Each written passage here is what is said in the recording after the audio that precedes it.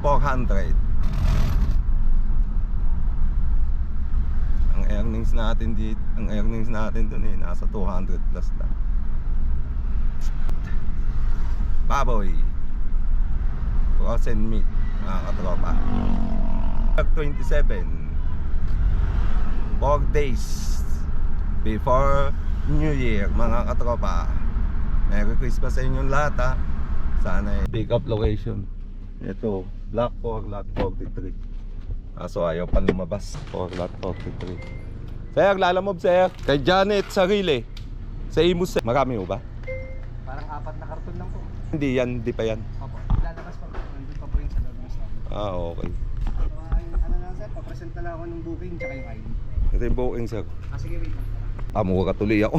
Hey, what's up mga katropa? Hindi ko na na-videoan yung kanina pag-drop ko mga katropa. Paano? Sikip doon sa pinag-dropan ko.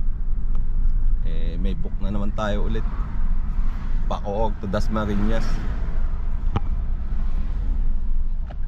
To going Dasmariñas, going Bacoor o to Dasmariñas. Pagdating natin sa pick up point.